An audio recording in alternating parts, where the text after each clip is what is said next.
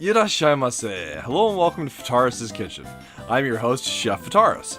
It's time once again for Shoot 'em Up Saturday, and on the menu this week we have USAAF Mustang, a 1990 arcade classic. What kind of taste will it have? Let's get cooking and find out. From developer UPL, Mustang released to arcades in 1990.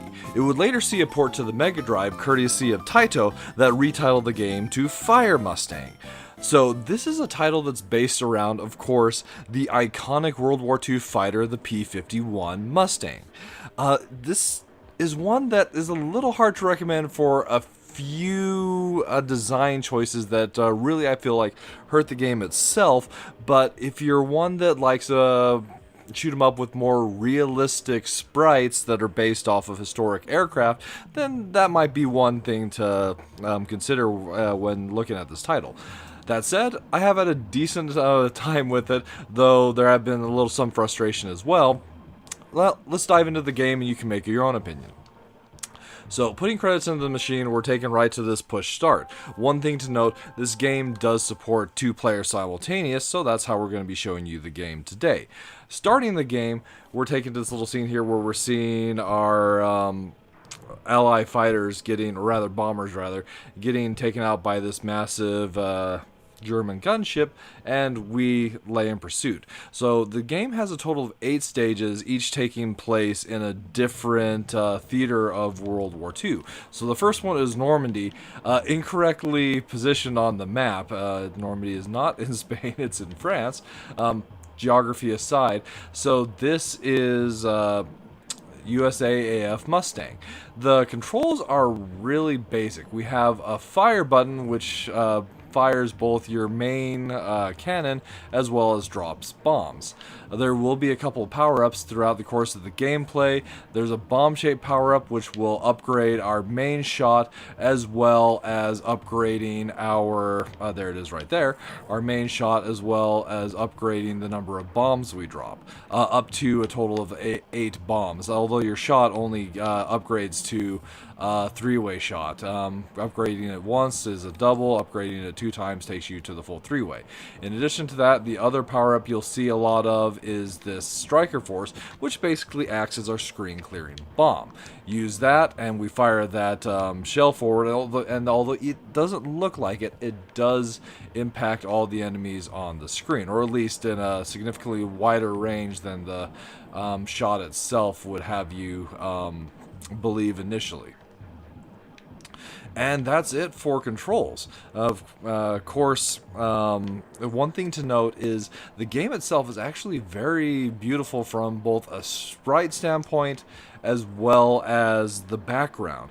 The parallax scrolling that they've got in the front of the screen is actually really enjoyable. You've got several different layers of scrolling, which really gives a sense of momentum for the stages that use it. The water stages don't, but the rest of the game does. However, we do have some problems with the game design itself.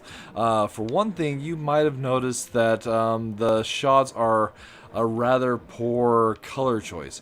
So the enemy shots are white and black blinking little orbs, which would be problematic for some stages, but in a stage like this where you've got like a white background, and there's specifically, I believe it's the 6th stage, takes place in the Alps, where most of the background is a white mountain.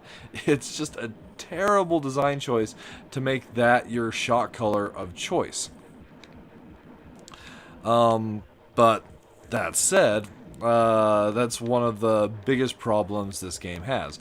There are a few boss fights which I feel like do have some issues as far as just the way the fight is designed. It's not really clear if you're doing damage to it, and ultimately in the end the easiest way to end the fight is to use the screen clearing bomb. Here's the final power up. That's the one that will grant you 1-up. So we have made it to the end of stage 2, and we are fighting this like Japanese submarine. But like I said, this is one of those fights where it just doesn't feel like, are we doing damage to it or not? Obviously we were, because the boss went down relatively easily, but it just doesn't make it clear. And for the most part, that's USAAF Mustang served up for your enjoyment. It's a very simple, straightforward horizontal scroller. But as far as the minus flavors are concerned, I've already got to mention them. But there's the big problem with the color choice for the enemy shots, just making it very difficult to see the enemy bullets coming towards you, especially in certain stages.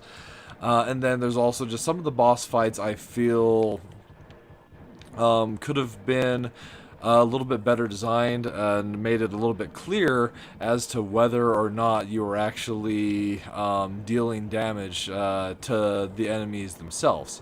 That said, as far as like plus flavors are concerned, I think the sprite work here is actually really well done. The representation of the enemy fighters that we're fighting, so you've got a lot of historical, reproduced Japanese, German aircraft, as well as, of course, our iconic P-51 as well. And those are really well done. Just like the sprite work is really what draws me to a game like this. And then it just really does have like that like classic horizontal scrolling arcade feel. So if that's something you're looking for, then this is a title that I could recommend to you. All right. Well, that'll just about wrap it up for this week's episode of Shoot 'em Up Saturday. As always, I want to thank you so much for joining us this week, and I look forward to seeing you again next week.